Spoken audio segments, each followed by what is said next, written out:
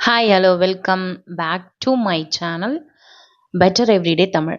ரொம்ப நாள் ஆச்சு வீடியோ போடாமல். ஏன்னா எனக்கு ஒரு ஹெல்த் இஷ்யூஸ் இருந்தது. ஸோ அதனால் என்னால் வீடியோ போட முடியல. சாரி, அதுக்காக உங்கள் எல்லாருக்கிட்டேயும் நான் ரொம்ப வருத்தத்தை தெரிவிச்சுக்கிறேன். எனக்கு வந்து லெஃப்ட் ஐயில் ஒரு ப்ராப்ளம் இருந்தது. ஒரு மைனர் சர்ஜரி பண்ண வேண்டியிருந்தது. ஸோ சர்ஜரி பண்ணியாச்சு. இன்னும் எனக்கு பெயின் இருக்குது. ஸோ அதுக்காக நான் வந்து ரெஸ்ட்டில் இருந்தேன். என்னால் வந்து கண்டினியூஸாக வீடியோ போட முடியல. எனக்கு சிஸ்டம் பார்த்தா ரொம்ப வந்து கண்லாம் வலிக்குது. பட் வேறு வழி இல்ல. என்னோட டெய்லி ஒர்க்ஸும் சிஸ்டம் பேஸ்டாவே இருக்கிறதுனால, ஸோ நான் கொஞ்சம் இதுக்கு கேப் எடுத்துட்டேன். ஸோ அதனால தான் இந்த ஒரு பெரிய கேப்பு. ஸோ அதுக்காக எல்லாரும் என்ன மன்னிச்சிடுங்க. இன்னைக்கு நம்ம பார்க்க போற டாபிக் வந்து, உங்கள யாராவது அவமானப்படுத்தினா, இல்ல இழிவா பேசினா, இல்ல ஏதாவது சொல்லி உங்கள கேவலப்படுத்தினா, நீங்க என்ன பண்ணுவீங்க அப்படின்னு சொல்லிட்டுன்னு ஃபர்ஸ்ட் எனக்கு கமெண்ட் செக்ஷன்ல கமெண்ட் பண்ணிடுங்க. இப்படியெல்லாம் யாராவது உங்கள ட்ரீட் பண்ணா, அவங்க கிட்ட நீங்க எப்படி நடந்துக்கணும் அப்படின்றத ஒரு 5 பாயிண்ட்டா நான் உங்ககிட்ட சொல்லப் போறேன். ரொம்ப ரொம்ப இம்பார்ட்டன்ட்டான வீடியோ. இது எல்லாருக்கும், எல்லா சூழ்நிலையிலயும், எவ்ளோ பெரியவங்களா இருந்தாலும் சரி, சின்னவங்களா இருந்தாலும் சரி, எல்லா சூழ்நிலையிலயும் கண்டிப்பா இந்த வீடியோ வந்து உங்களுக்கு யூஸ்ஃபுல்லா இருக்கும். நான் சொல்லப் போற இந்த பாயிண்ட்டு. மறக்காம சேனல சப்ஸ்கிரைப் பண்ணிட்டு, லைக் பண்ணிட்டு வீடியோவ பாருங்க.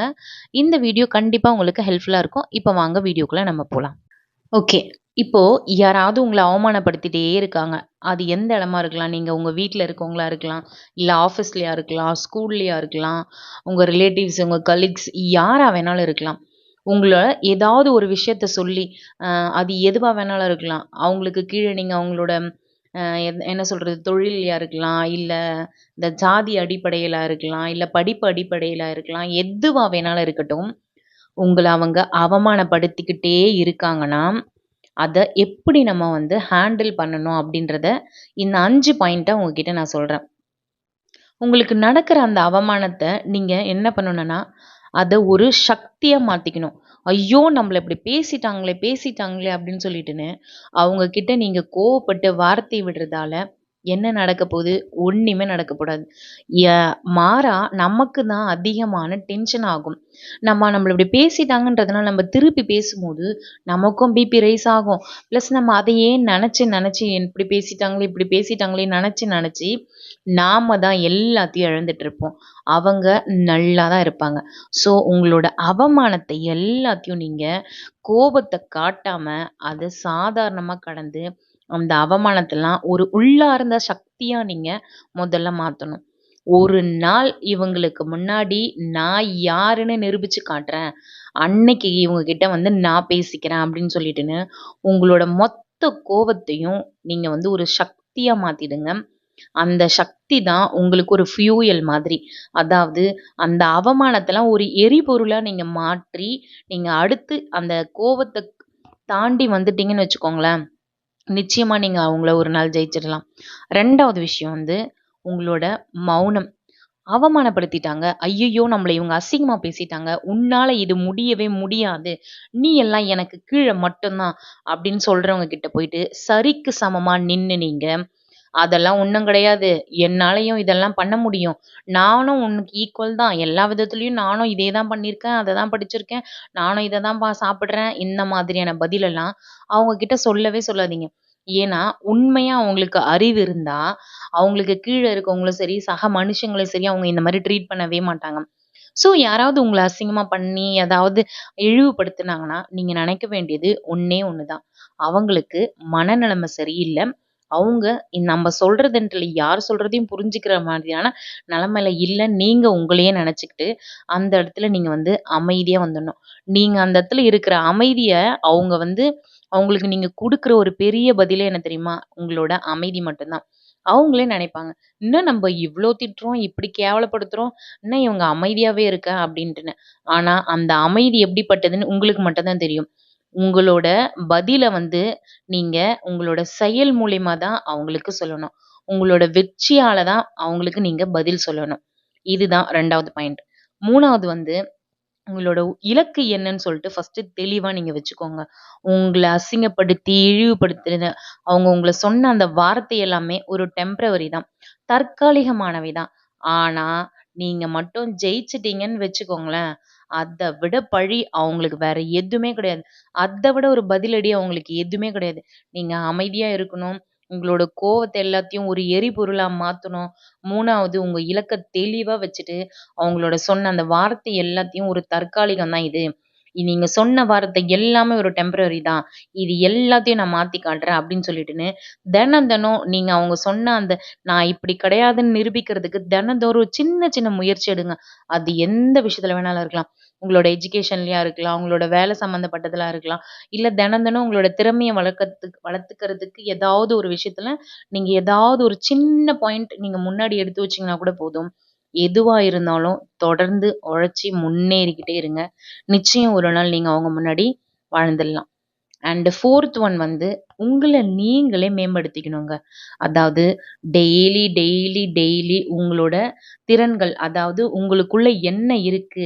என்னோட திறமை என்னன்னு சொல்லிட்டுன்னு நீங்க கண்டுபிடிச்சு, அத நீங்க வளர்த்தீங்கன்னு வச்சுக்கோங்களேன், அத விட பெரிய பழி தீர்த்தல் எதுவுமே கிடையாது அவங்களுக்கு. டெய்லி படிங்க. உங்கள எந்த விஷயத்த அவங்க நீ இதுக்கெல்லாம் லாயக்கே இல்ல. இதெல்லாம் உன்னால செய்யவே முடியாதுன்னு ஒரு விஷயத்த சொல்லுவாங்க. எதுவா வேணாலும் இருக்கலாம். உன்னால அந்த வேலைய செய்ய முடியாது. உன்னால இந்த டிகிரிய கம்ப்ளீட் பண்ண முடியாது. உன்னால இத பண்ண முடியாது, அத பண்ண முடியாதுன்னு எத சொல்றாங்களோ, அத பண்ணி காட்டி அவங்க முன்னாடி நீங்க கெத்தா நிக்கணுங்க. அதுக்கு என்ன பண்ணணுமோ, அத தினம் தினம் பண்ணுங்க. அதுக்கான புது விஷயங்கள தேடி தேடி கத்துக்கோங்க.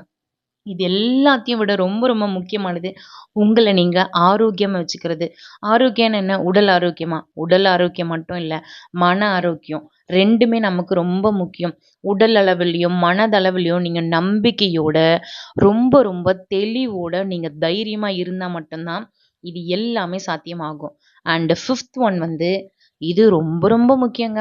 எல்லாத்தையும் பண்ணி, மௌனமா இருந்து, உங்களோட கோவத்தெல்லாம் எரிசக்தியா யூஸ் பண்ணி, அவங்க உங்கள எந்த விஷயத்துல பண்ண முடியாதுன்னு சொன்னாங்களோ, அதெல்லாம் நீங்க பண்ணி, ஒரு உச்சியில வந்து அவங்க முன்னாடி நீங்க நின்னுட்டீங்க. உங்கள வந்து "நீ இதுக்கெல்லாம் தகுதியே இல்ல" அப்படின்னு சொன்னவங்க முன்னாடி நீங்க உங்கள ஒரு சாரோ, ஒரு மேடமோ, இல்ல அவங்க அப்படின்ற ஒரு மரியாதைய கூப்பிட வேண்டிய இடத்துல நீங்க வந்து நின்னுட்டீங்கன்னு வச்சுக்கோங்களேன். அப்ப நீங்க என்ன பண்ணணும்னு சொல்றேன். ரொம்ப ரொம்ப இம்பார்ட்டன்ட் இந்த ஃபேஸ் தான். அந்த டைம்ல வந்து நீங்க அவங்க கிட்ட எப்படி தெரியுமா நடந்துக்கணும்? நீங்க ஜெயிச்சிட்டீங்க. ஜெயிச்சிட்ட பிறகு அவங்கள பழி வாங்கணுன்ற எண்ணமே உங்ககிட்ட இருக்கக்கூடாது. உங்களோட சாதனைய நீங்க எப்படி காட்டியிருக்கீங்க? அமைதியா இருந்து நீங்க ஜெயிச்சு காட்டியிருக்கீங்க. உங்களோட கோவத்தெல்லாம் எரிசக்தியா இருந்து, அத எல்லாத்தையும் எரிசக்தியா பயன்படுத்தி நீங்க இந்த இடத்துல வந்து நிக்கிறீங்க. இந்த டைம்ல போயிட்டு நீங்க பழி வாங்குனீங்கன்னு வச்சுக்கோங்களேன், நீங்க இவ்ளோ நாள் நீங்க பொறுமையா இருந்து எல்லாத்தையும் பண்ணதுக்கு எந்த பிரயோஜனமும் கிடையாது. ஸோ உங்கள அசிங்கப்படுத்தி, அவமானப்படுத்தினவங்கள நீங்க மன்னிச்சுடுங்க. அத விட பெரிய அவமானம் அவங்களுக்கு ஒண்ணுமே கிடையாதுங்க. நம்ப இவ்ளோ பண்ணி, இவ்ளோ பேசி, அவங்க ஒரு பெரிய பொசிஷன் வந்து நாம அவங்கள சாரோ, மேடமோ கூப்பிடுற நிலைமைக்கு வந்த பிறகும் அவங்க நம்மள ஒண்ணுமே பண்ணல. அப்படின்ட்டுன்னு அவங்க யோசிப்பாங்க பாருங்க. அந்த நொடி அத விட அவமானம் அவங்களுக்கு எதுவுமே கிடையாது. ஆனா, அவங்களுக்கு நீங்க எப்படி தெரியுமா தருவீங்க? ஒரு பெரிய மலையா, ஒரு பெரிய சக்தியா, என்னடா இது நமக்கு கீழ இருந்தவங்க இப்ப நமக்கு மேல இருக்காங்களேன்னு சொல்லிட்டுன்னு, உங்கள பார்த்து அவங்க பயந்து நடுங்குவாங்க பாருங்க. அந்த ஒரு நொடி போதுங்க. நீங்க அவங்கள ஜெயிச்சிட்டீங்கன்னு.